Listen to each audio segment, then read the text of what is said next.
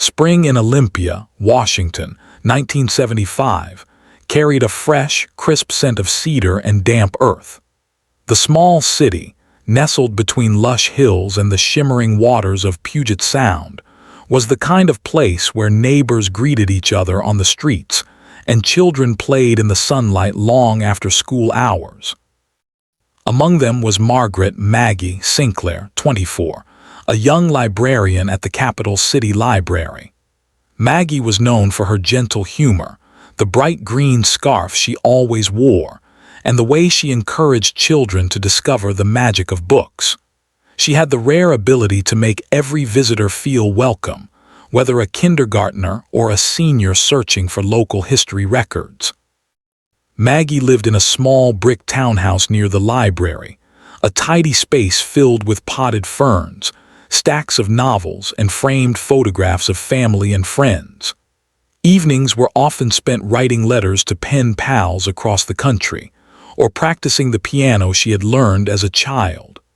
Friends admired her calm presence and warmth, describing her as a person whose optimism quietly uplifted everyone around her. April 16, 1975, began like any other spring day. Maggie walked to the library, carrying a canvas tote bag filled with books to sort and music sheets for the library's after-school reading program. She greeted the morning commuters with a cheerful nod, stopping to share a quick word with librarian supervisor Helen Porter, who admired Maggie's dedication.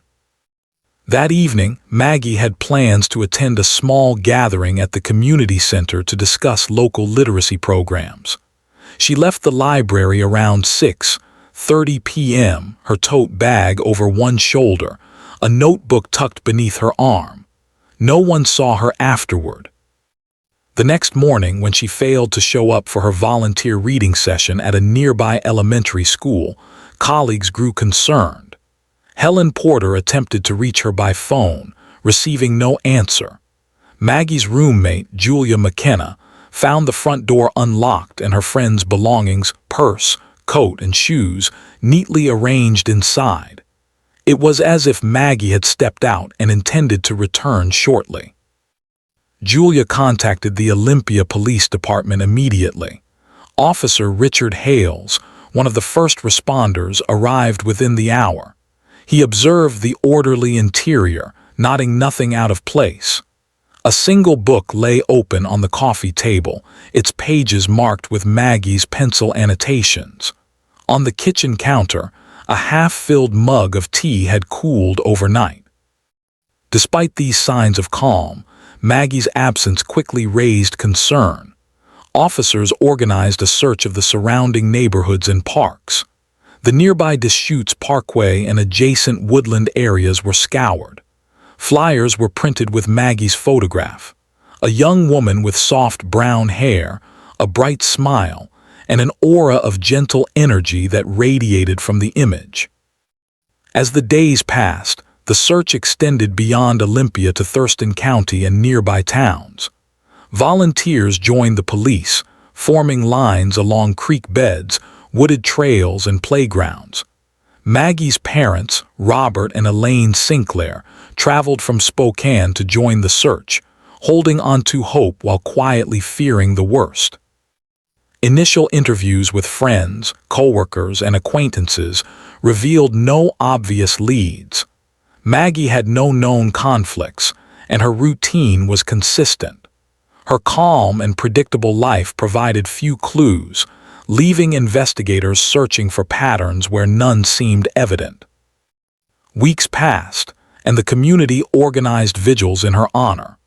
Residents lit candles along the library steps, sang softly, and held hands in silent solidarity. Students wrote poems and drew pictures depicting Maggie among books and children, preserving her presence in memory even as the uncertainty lingered. By summer, the case had grown cold. Officers continued routine checks, following up on tips and maintaining a watch over local parks and trails, but months went by with no trace of Maggie. Flyers faded, and newspaper mentions became brief updates, each noting that Maggie Sinclair remained missing. Despite the slow progress, Detective Ellie Thompson, newly assigned to the case, reviewed the original reports with fresh eyes. She studied the last known locations, speaking again with those who had interacted with Maggie. Though no definitive answers emerged, Ellie noticed small details that had been overlooked. A pattern of weekend walks along the Capitol Lake Trail with a local community group, and occasional evening meetings at the community center with volunteers she trusted. Detective Thompson concluded that Maggie's last known movements suggested she would have only interacted with people familiar and trusted within her routine spaces: the library, the lake trail, or the community center. She emphasized the importance of re-interviewing individuals connected to these locations and reviewing any personal correspondence that might reveal overlooked details. In the fall of 1975, a passerby discovered a notebook lying beside a bench along Capitol Lake Trail. The notebook contained handwritten observations, sketches of birds, and book recommendations, all consistent with Maggie's handwriting. Police took it as a hopeful sign, proof that Maggie had been in the area in the days following her disappearance. Yet it provided no clear evidence of what had occurred or where she might be. The investigation continued into the late 1970s with regular check-ins by the Olympia Police Department. Each anniversary of Maggie's disappearance was marked by a quiet remembrance at the library, where staff members displayed her favorite books and encouraged children to read aloud in her honor. By 1982, Detective Thompson had left Olympia, and a new team took over. Despite changes in personnel, the case file remained intact, meticulously documented with every report, interview, and observation. Though the trail had grown cold, the community never stopped remembering Maggie Sinclair, her calm, encouraging nature, and her ability to make books and learning magical for all who knew her. Through the 1980s and 1990s, the city of Olympia occasionally revisited the case with renewed public interest. A small team of detectives maintained the file as part of the department's ongoing cold case initiative, rechecking old leads whenever new forensic technology became available. Microfilm of local newspapers, school records, and public library logs were digitized and reviewed, always searching for a connection that had gone unnoticed. By the early 2000s, DNA analysis had become a cornerstone of criminal investigations. The preserved notebooks, personal effects, and library records were carefully examined, with any trace evidence collected for modern testing. Though initial results were inconclusive, they were stored in anticipation of future advances. Meanwhile, Maggie's legacy endured in the community. Children who had heard her read aloud remembered the warmth of her voice. Parents who had met her recalled the calm patience and humor that filled every interaction. Library staff continued to honor her by maintaining the reading programs she had championed, nomming a small section of the library in her memory. The story of Maggie Sinclair, though unresolved, remained a thread of continuity in Olympia's collective memory. For decades, the town held on to hope that science, persistence, and community effort might one day provide answers. Each anniversary of her disappearance was marked by reflection, with quiet ceremonies at the library, along Capitol Lake, and within homes that remembered her presence. By the mid-1980s, Olympia had moved forward, yet Maggie Sinclair's disappearance lingered in the town's quiet corners. Families still spoke of her with admiration, the librarian who could make any story come alive, who encouraged children to explore worlds beyond their own. Each spring, volunteers at Capital City Library would set up small reading corners in her honor, keeping her memory alive among a new generation of children. Detective Ellie Thompson, though no longer in Olympia, had left detailed notes and observations in the official file. Her successor, Detective Simon Caldwell, took the case seriously. Caldwell had grown up in Washington and understood the weight of unresolved cases in tight-knit communities. He began by carefully reviewing all reports, photographs, and statements collected since 1975. One discovery in 1991 altered the approach to the investigation. While reviewing preserved correspondence from Maggie's personal effects, Caldwell noted repeated mentions of a man named Thomas Ridley, a local volunteer who had assisted with library events and community gatherings. At the time of her disappearance, Ridley had been known for his quiet demeanor and reliability, a person trusted by staff and volunteers alike. Caldwell sought records of Ridley's activities, cross-referencing them with dates and locations relevant to Maggie's known routines. While nothing conclusive emerged in the early 1990s, the effort ensured that Ridley's movements were documented and preserved for future review. Meanwhile, forensic science was progressing rapidly. By 2000, DNA profiling had become a standard investigative tool, and the Olympia Police Department revisited all cold cases with preserved evidence. Notebooks, personal items, and library materials linked to Maggie were submitted for testing. Though early analysis provided partial results, it was enough to create a DNA profile that could be stored in the state database for future comparison. Community engagement remained strong. Local students, librarians, and families collaborated on remembrance projects, creating murals, writing essays, and holding readings that celebrated Maggie's life and contributions. These activities helped sustain awareness of the case, ensuring it remained more than a cold file on a shelf.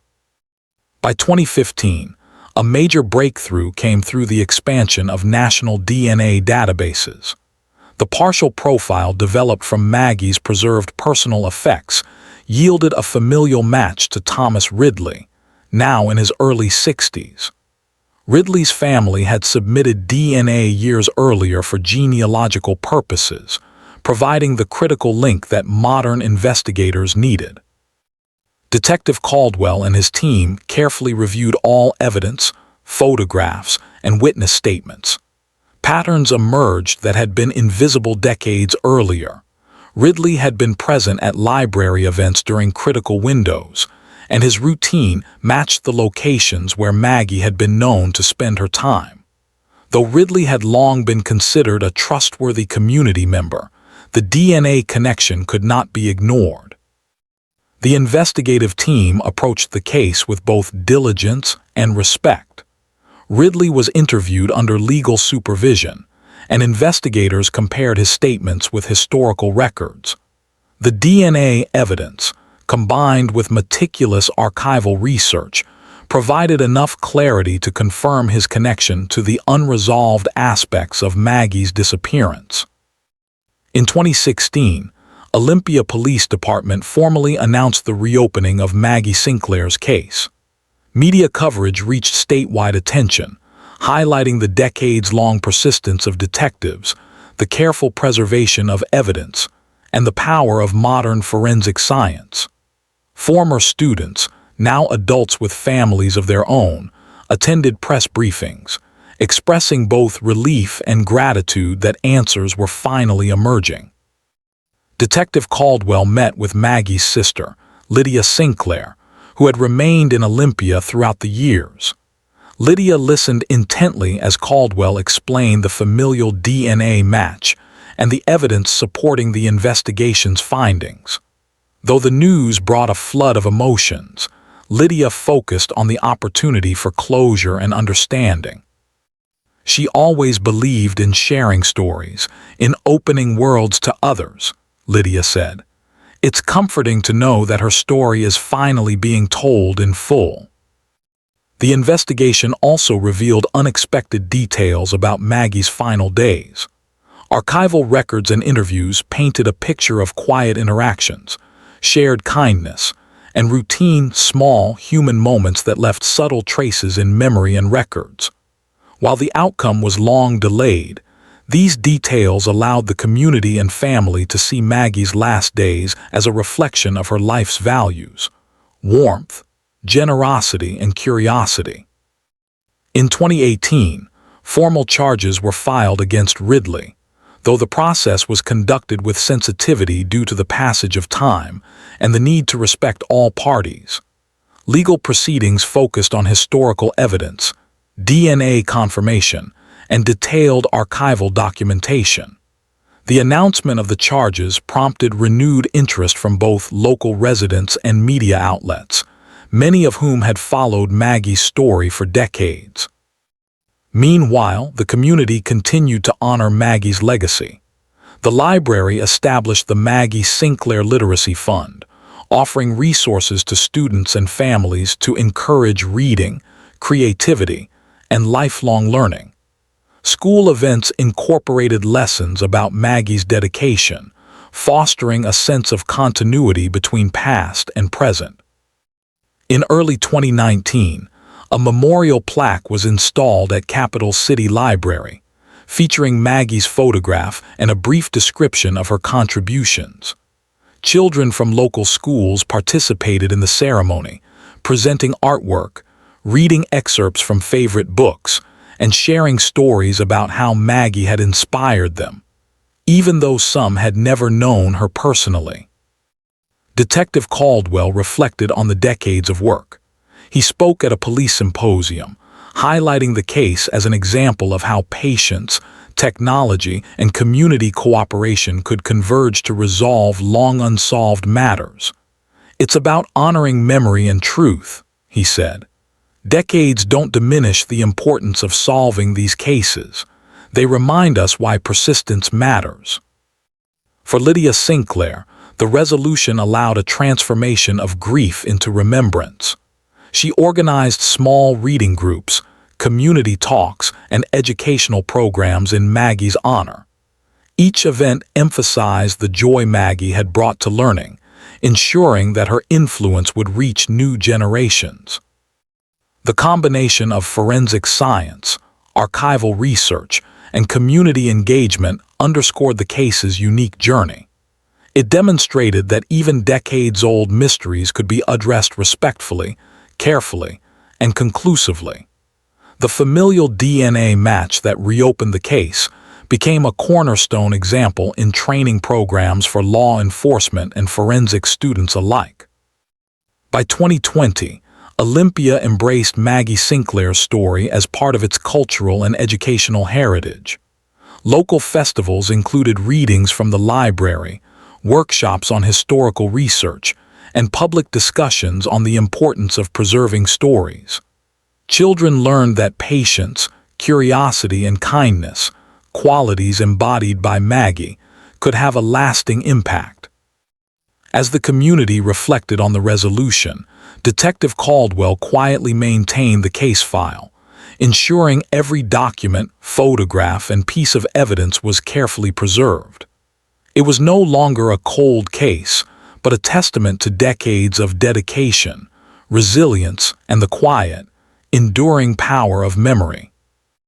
In early 2019, the Olympia Police Department announced the formal arrest related to Maggie Sinclair's decades-old disappearance. The news reverberated through the city, stirring a mixture of curiosity, relief, and renewed attention to the case that had lingered in memory for more than 40 years. Detective Simon Caldwell stood alongside officials at a press briefing, carefully balancing transparency with respect for the individuals involved. "This is a resolution decades in the making," he said. "While the process has been long, it honors the memory of Maggie Sinclair and the dedication of all who worked tirelessly to preserve truth." The arrest brought Maggie's sister, Lydia Sinclair, and her extended family to Olympia from across the state. Lydia's eyes, usually steady and composed, reflected a mixture of relief and solemnity. For decades, she had carried the uncertainty of Maggie's fate. Now, with formal charges in place, the possibility of understanding and closure had arrived. Legal proceedings unfolded thoughtfully, emphasizing historical evidence, meticulous documentation, and modern forensic confirmation. Family members and close friends were involved in the process, ensuring that Maggie's life and character remained central to the narrative. Witnesses who had known Maggie shared insights about her routine, her dedication to community work, and her gentle, encouraging nature. Detective Caldwell and his team presented the extensive documentation gathered over 40-plus years. Photographs, notebooks, volunteer logs, library schedules, and the DNA evidence collected decades after the disappearance formed a compelling and comprehensive narrative. Every detail reinforced the story of Maggie's life, her disappearance, and the diligence of investigators across generations. Community members watched the proceedings with a mix of solemnity and quiet pride. Many remembered the vigils, library reading corners, and art projects organized in Maggie's honor. Teachers who had worked alongside her reflected on her lasting influence, recalling the warmth she brought to every interaction. Students who had grown up hearing stories of Maggie Sinclair brought their children to observe, emphasizing the importance of memory, justice, and community engagement. As the trial moved forward, attention shifted towards celebrating Maggie's life, rather than focusing solely on the unresolved past. The library, now a hub of remembrance, organized exhibitions of her favorite books, artwork inspired by her teaching, and recordings of readings conducted in her honor. One notable display featured photographs of Maggie interacting with students during story time, her signature green scarf fluttering as she leaned to help a child read.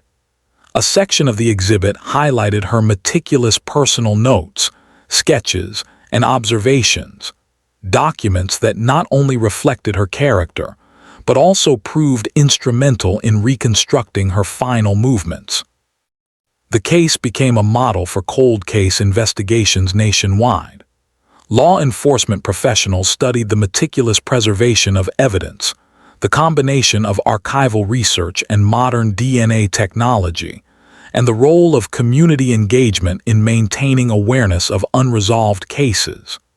Detective Caldwell frequently spoke at conferences and training seminars, emphasizing the importance of patience, collaboration, and respect in pursuing truth.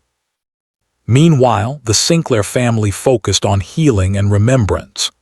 They established the Maggie Sinclair Literacy Fund, offering scholarships, library resources, and support for community reading programs.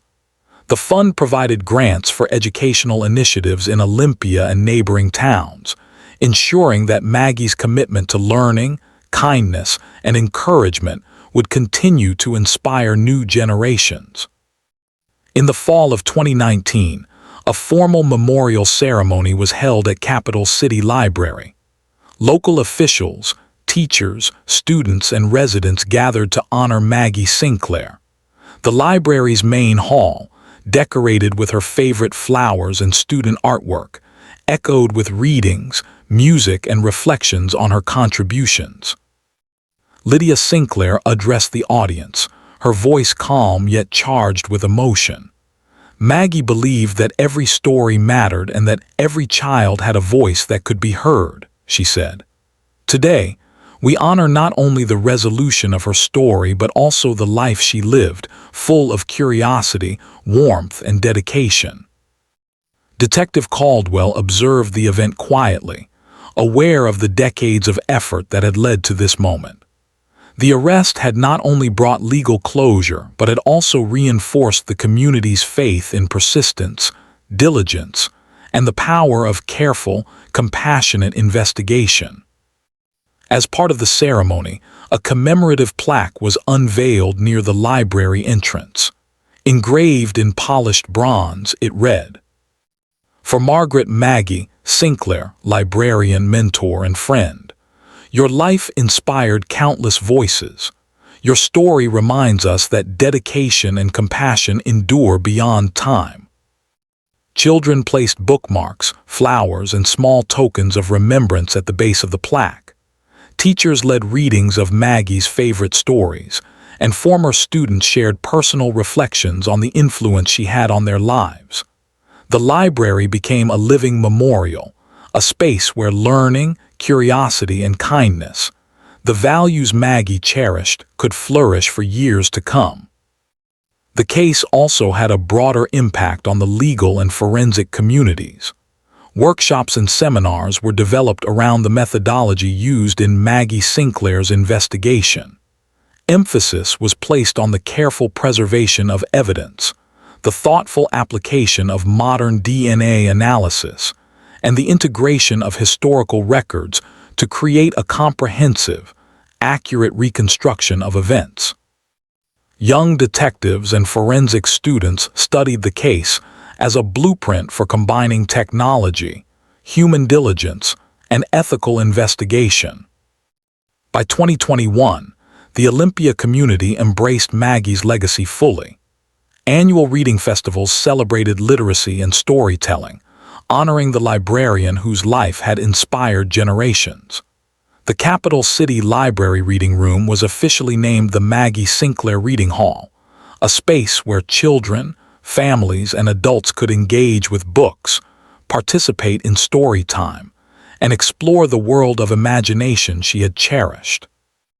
Detective Caldwell continued to maintain the official case files, ensuring that every document, photograph, and piece of evidence was preserved. The case no longer represented uncertainty or unresolved questions. It was a testament to persistence, collaboration, and respect. It became a symbol of how patience and dedication could restore truth and honor memory, even after more than 4 decades. The Sinclair family reflected quietly on the journey. Lydia spoke of Maggie with a serene pride, noting the resilience of the community, the dedication of investigators, and the enduring warmth of the town that had remembered her sister for so long. Maggie's influence had stretched far beyond the walls of the library, touching lives, inspiring creativity, and teaching lessons of kindness that could not be measured by time alone. In the spring of 2022, Capital City Library hosted a special reading program for children, featuring books, music, and storytelling inspired by Maggie Sinclair. Families from across Olympia attended, sharing in a communal celebration of learning, imagination, and community spirit. Each participant left with a sense of connection to the librarian whose life had transcended years of uncertainty. Detective Caldwell, watching the event, felt a profound sense of fulfillment. The decades-long journey from the initial investigation to the final confirmation of identity and resolution had been challenging, but it exemplified the best of law enforcement: careful attention to detail, dedication to truth, and respect for those whose lives are forever affected. In quiet moments, Lydia and her family would visit the library, walking along the shelves Maggie once curated, reading from the books she had loved, and watching children discover worlds within pages just as Maggie had always hoped. Her legacy, now celebrated and institutionalized, continued to inspire, teaching patience, resilience, and the joy of discovery. The arrest, legal resolution, and community acknowledgement had answered decades of questions. But more importantly, they provided a living, breathing legacy, a story of hope, memory, and the enduring impact of one remarkable life. Olympia's streets, library halls, and community spaces carried Maggie Sinclair's spirit, ensuring that her dedication, warmth, and love of learning would resonate for generations to come. As the sun set over Capitol Lake, its waters reflecting the warm light of lanterns and the gentle sway of tree branches, the town felt a quiet, collective peace. Maggie's story, long unresolved, was now complete, a testament to human patience, the power of community, and the enduring strength of memory. Children's laughter echoed softly across the lake, mingling with the gentle rustle of pages in the library and the wind through the cedar trees. It was a living, vibrant melody, one that Maggie Sinclair would have cherished. A reminder that life, learning, and legacy continue long after the passage of time.